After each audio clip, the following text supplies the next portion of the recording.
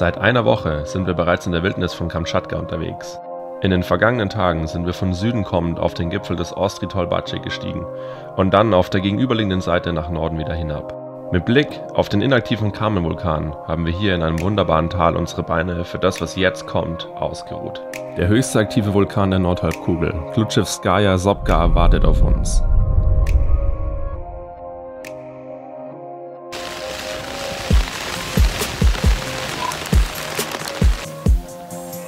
Es regnet ein bisschen, aber Andi ist es zu nass.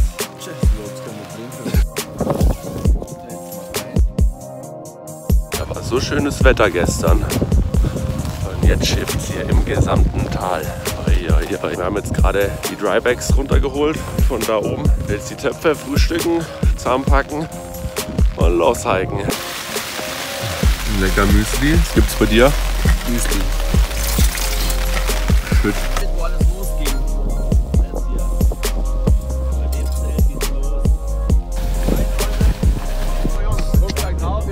Durch strömenden Regen stapften wir los und dem vergletscherten Sattel entgegen. Dabei durchquerten wir ein trocken gefallenes Bachbett nach dem anderen. Zum Glück blieben uns hier wenigstens die ganzen Flussquerungen erspart. Und dann auf einmal bekamen wir Besuch.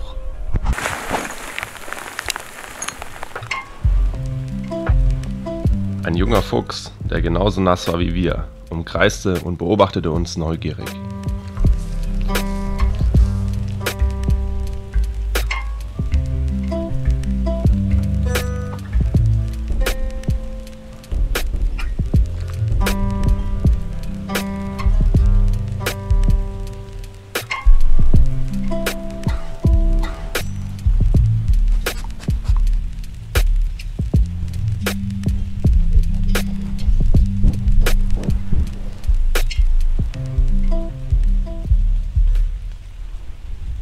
Hat endlich aufgehört, ein bisschen zu regnen.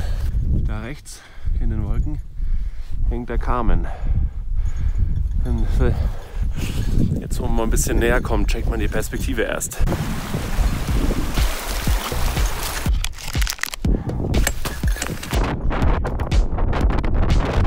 Nach unzähligem Auf und Ab und einem nassen Tagesmarsch fanden wir gegen 17 Uhr endlich einen ebenen Zeltplatz am Rande des Gletschers. Und hier verkrümelten wir uns schnell wieder in die Zelte. Litschnass, alles. Es ist richtig widerlich. Und da hängt eine Hose. Und eigentlich sollten wir jetzt die Wetten starten, ob die morgen trocken ist oder nicht. Ich glaube nicht. Phil glaubt nicht. Andi glaubt? Auf jeden Fall trocken. So wird getrocknet wie ein Pro. So, der Wecker hat geklingelt. 6 Uhr am Morgen. Jetzt müssen wir uns alle wieder rausquälen. Hat die ganze Nacht krass gewindet und geschneit, hatten Schiss, dass unser Zelt wegfliegt. Aber hat standgehalten, ganz solide. Und jetzt wird heißer Tee gemacht und Frühstück. Und dann dürfen wir die nassen Klamotten steigen und dann durch den Schnee da hochlaufen. 1300 Höhenmeter. Super Sache. Scheiße, ja. Wo wir da auf die Rampe gehen, da ist doch alles vergletschert, oder? Absolut. Ich hoffe mal, dass man die Spalten sieht. Nee. Na, vollkommen überschneit. Meinst du echt? Wir müssen uns ins Seil nehmen. Meinst du echt? Wir müssen nur unsere Übelteil-Ferner-Skills auspacken. Meinst du echt? Auf jeden Fall. Okay. Das Zelt sauber gemacht. Ja. Schaut einer aus, der immer noch in der Komfortzone ist. Während richtig dicke Schneeflocken auf uns herabrieselten, bauten wir die Zelte ab und es ging weiter. Los geht's wieder. Da geht's rein in die Suppe. Innerlich wussten alle, dass die jetzt kommende Etappe hart werden würde.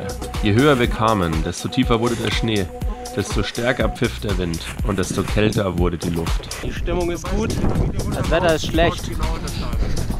Der Phil, Ganz schön kalt. Flo, schneid langsam ein. Ich habe mir schon alles angezogen. Wenn wir weitergehen, schneid jetzt ein.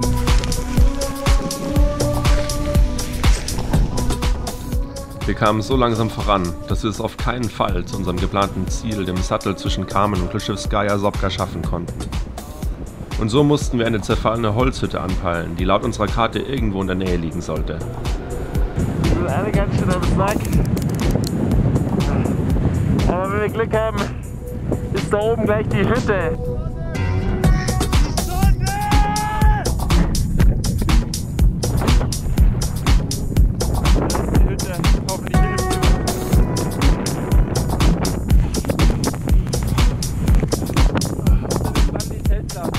Zitternd vor Kälte schafften wir es im Windschatten der Hüttenüberreste, unser ungeplantes Lager zu errichten. Langsam wärmten wir uns hier wieder auf, in unseren noch vom Vortag nassen Schlafsäcken.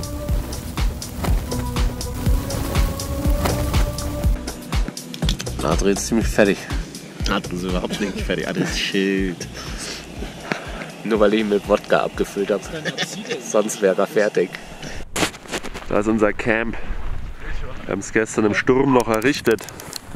Neben dieser maroden Hütte. Und jetzt haben wir hier sogar ein kleines Wolkenfenster. So, jetzt kann ich mal zeigen, was wir gestern in der Panik gemacht haben im übelsten Sturm. Wir haben hier noch diese Wand gebastelt aus Steinen und Holzbrettern, die wir hier finden konnten. Dann haben wir die Zelte in den Windschatten voll bauen können. Das war jetzt echt gut, hat sich sehr gelohnt. So, Adri. Was macht die Kocherei? Topf seit 4 Tagen nicht abgespült. Ja. Ziemlich neblig hier alles. Boah, das haben die Jungs mit. Es dampft ein bisschen gemeint.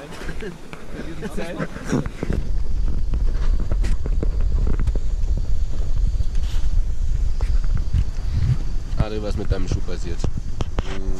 Braucht eine kleine Rüstung. Einfach nur übel. Da unten sind wir rumgegangen. Den ganzen Tag. 2 Sachen ist. Endlich klart's mal auf. Und man sieht unseren hohen Berg, auf den wir wollen.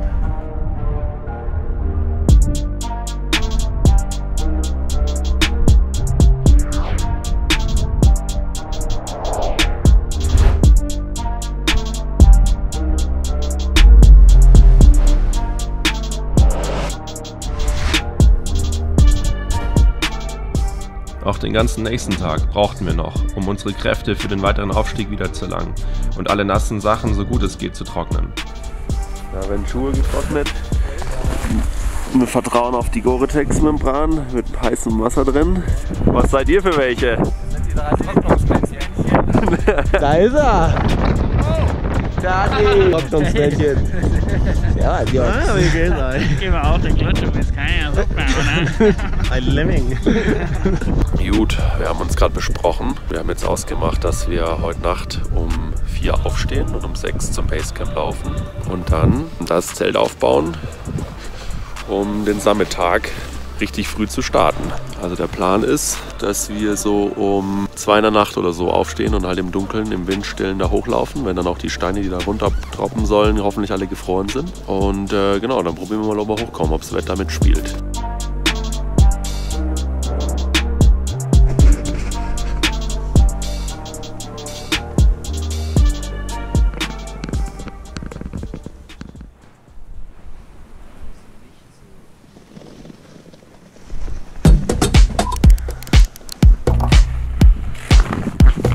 Grow-Shell gefroren.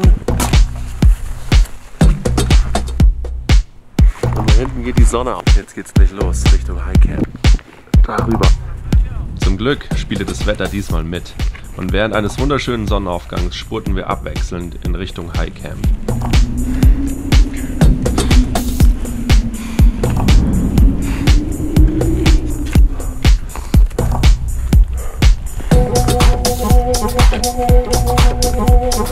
Jo.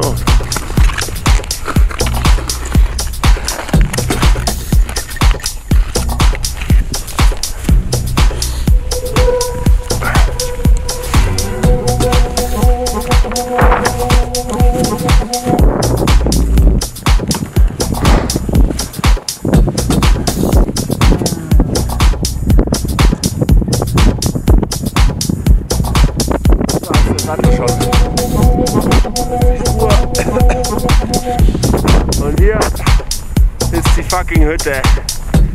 Juhu.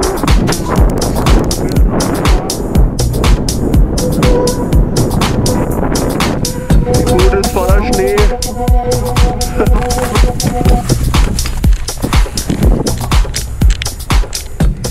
Mittags erreichten wir dann 2 Tage später als geplant das Highcamp, den letzten Halt vor dem Gipfel des Glutschewskaja Sopka.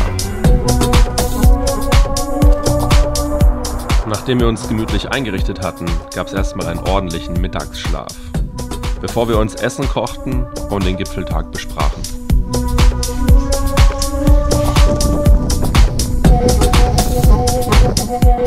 Wenn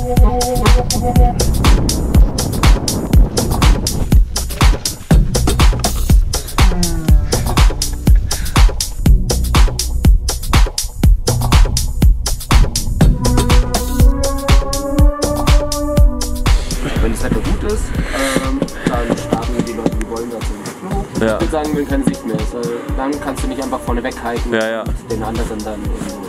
Morgen ist der 22. Heißt, dass wir 35 Kilometer von hier bis nach Gücü durchhalten müssen. Bis zu 25. Das Ende vom Lied ist doch, dass wir morgen den Tag für den Gipfelshot haben. Und wenn der Tag morgen gar nicht geht, ja, ich meine, wir können uns ein bisschen Zeit lassen. Wenn es um 3 nicht geht, dann würde ich es um 4 nochmal rausschauen oder um 5 nochmal. Und dann kann jeder nochmal selber entscheiden, ob er es schafft. Also, wir hatten vorhin eine Lagebesprechung. Wir haben jetzt diskutiert, wie wir es machen sollen morgen. Morgen ist Summit Push. Und hinter mir sieht man, wo es hingeht. Da, wo es raucht, da wollen wir hoch. Sieht gar nicht so weit weg aus. Aber es sind noch, glaube ich, 1400 Höhenmeter. Wir sind alle ein bisschen am Überlegen. Wir haben jetzt gesagt, wir machen es nur bei gutem Wetter. Und wenn das Risiko niedrig ist, aber wenn es morgen schlechtes Wetter ist, wir stellen uns den Wecker auf 2, wollen so um 3 losgehen. Und wenn das Wetter nicht gut ist, dann lassen wir es, dann werden wir hier wahrscheinlich zusammenpacken und absteigen. Wir haben nur diesen einen Shot und wir müssen in den nächsten 3 Tagen rauskommen. Und wenn das Wetter schlecht wird, haben wir echt ein Problem. Weil die letzten Tage war schon echt heavy. Wenn jetzt da noch mehr Schnee liegt, dann wird es brutal. Dann brauchen wir ewig da raus und dann müssen wir spuren. Bei mir ist auch das Problem, ich habe irgendwie vor 2 Tagen sind meine Schuhe voller Wasser gelaufen. Irgendwie seitdem nicht mehr richtig trocken geworden. Jetzt bin ich 2 Tage bei, weiß ich nicht, minus 10 Grad rumgestapft. Und jetzt ist mein rechter großer Zeh blau. Da hat so leichte Erfrierung. Ich habe ihn jetzt schon wieder warm gekriegt einigermaßen. Und wenn das morgen früh nicht besser wird und ich die Schuhe nicht trocken kriege, muss ich mir echt überlegen, ob ich das mache. Da ist er. Wäre schon geil.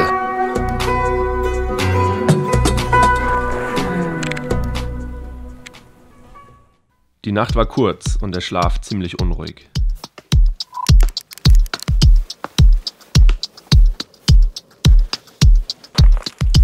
Sodala, es ist soweit. Ist ein bisschen spät dran, aber es müsste schon noch passen. Um 2 hat der Wecker geklingelt und jetzt müsste es so 3:30 sein. Haben doch wieder, oder 3:45 sogar, haben doch wieder lange gebraucht. Aber jetzt sind wir ready, 3 Mitstreiter sind wir. Der Markus, der Phil und ich. Und wir probieren jetzt mal unser Glück. Und ich hoffe, dass es mit der 10 nicht abfällt unterwegs. Ja, absolut. Wir müssen das Wetter beobachten. In klirrender Kälte ging es langsam hinauf. Und die dünne Luft machte alles nach und nach anstrengender. So, wir sind jetzt 1 Stunde 40 unterwegs, ungefähr. Wir haben fast 400 Höhenmeter gemacht. Wir werden wahrscheinlich oben raus ein bisschen langsamer werden, aber aktuell hält das Wetter ganz gut. Windstill, aber kalt. Schauen wir mal. Erster Riegel.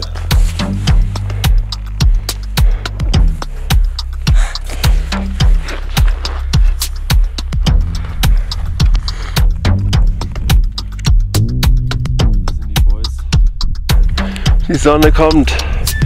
Der Carmen hat sie schon. Das sind übertrieben lange Schatten. Wow. Langsam wird's zäh.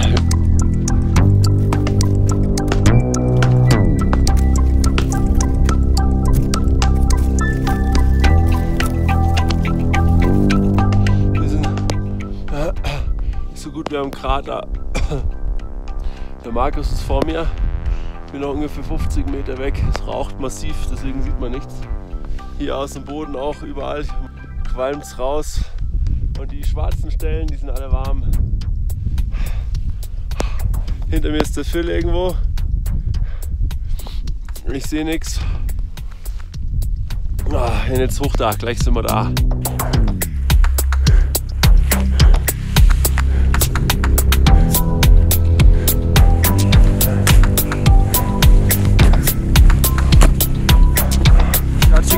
Alter, oder? Da geht's rein, oder? In den Krater. Einfach ins Licht. Was, wir haben es geschafft. Es geht ab. Wow. Da ist der Phil auch gleich da. Brudi!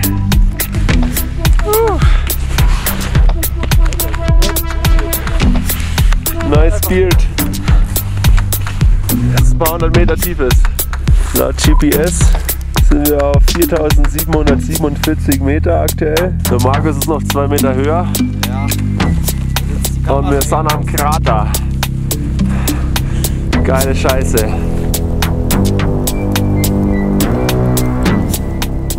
An diesem unwirklichen Ort zu stehen, fühlte sich einfach nur an wie ein Rausch. Jetzt da drüben, bei mir.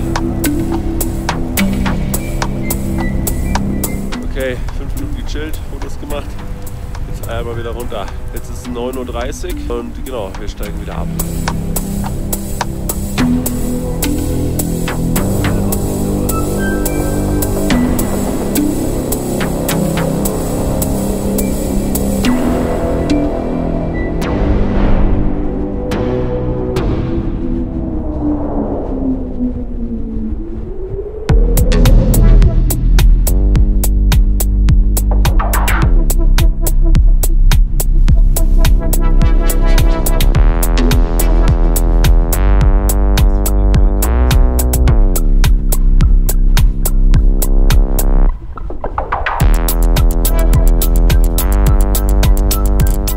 Nach etwa 8,5 Stunden kamen wir wieder an unserem Camp an.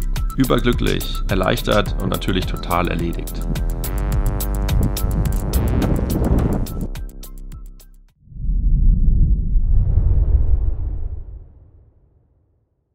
Ich habe es gestern nicht mehr geschafft. Bin vom Berg runtergekommen und bin einfach umgekippt und eingepennt. Heute hier, jetzt ist der Morgen, ist schon 7 Uhr.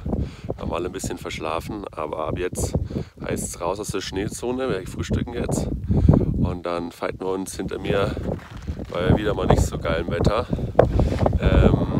auf dem Gletscherplateau runter Richtung Klutschi. So, jetzt geht's gleich los in die Kälte.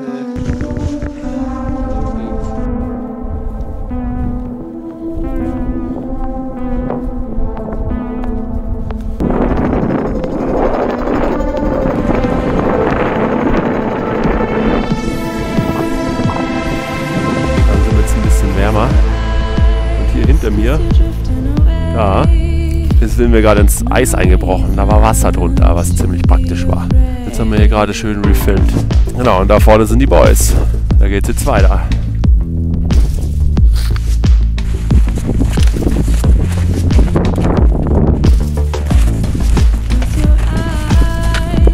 Hallöchen.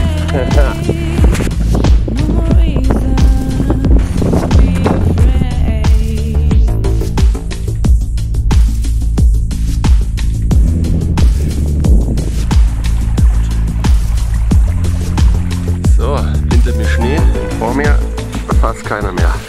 Da vorne wollen wir irgendwo pennen. Zelt aufstellen. Es ist soweit, raus aus den fetten Bergschuhen. Das ist es. Abendessen am Schluss. Und da sieht man noch, wo wir herkommen. Da oben drauf waren wir neulich erst.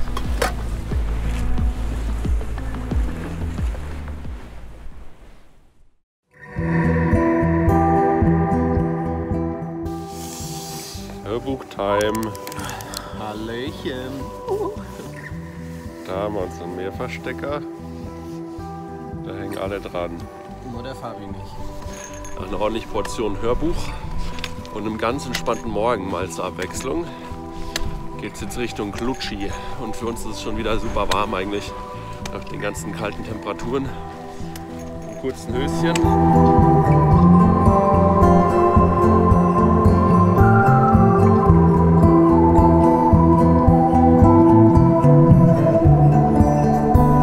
Während wir die Landschaft bestaunten, wanderten wir nachdenklich dem Endpunkt unserer Tour entgegen.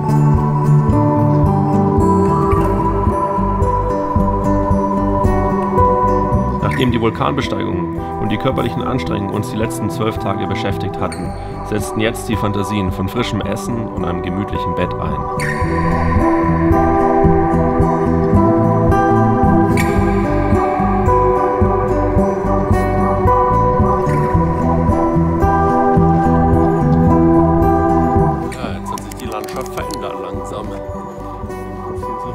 Unterwegs zwischen so Mackiengebüsch und alles voll mit irgendwelchen frischen Spuren.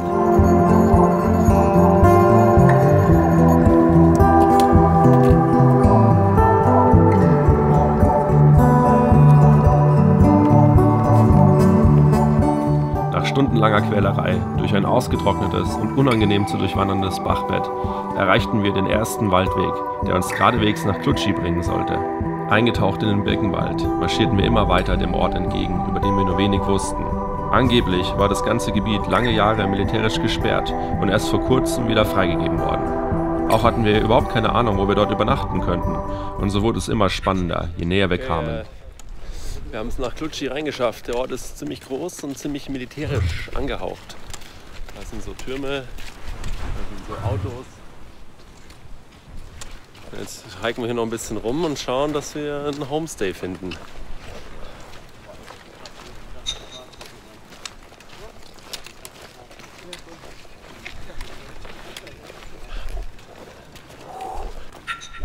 Im Ort angekommen, wurden wir ständig von vorbeifahrenden Soldaten gemustert.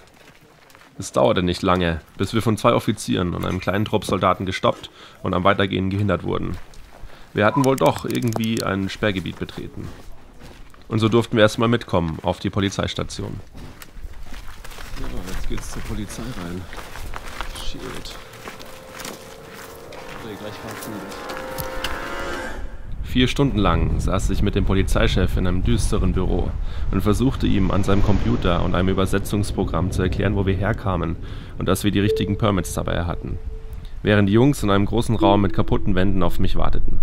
Nachdem schließlich der Geheimdienst unsere Permits auf Echtheit bestätigt hatte, durften wir endlich gehen. Und so wurden wir praktischerweise in einem Truppentransport an den Ort zu einer Übernachtungsmöglichkeit gebracht. Als erstes marschierten wir natürlich direkt in einen kleinen Supermarkt und kauften die Regale leer. Und dann konnten wir endlich die Beine hochlegen und anfangen, uns richtig zu entspannen. Wir sind raus aus dem Knast. Der Markus auch, der Ehrliche. Was für ein verrücktes Ende unserer Tour. Und jetzt wird gegönnt. Jetzt wird einfach nur gegönnt. Yeah. Was hier passiert. Kulinarisch. Lecker. Da schmuggeln schon die Shrimpies. Und was passiert hier? Ja, bitte wie im Schlechten ist nicht schade. Genau.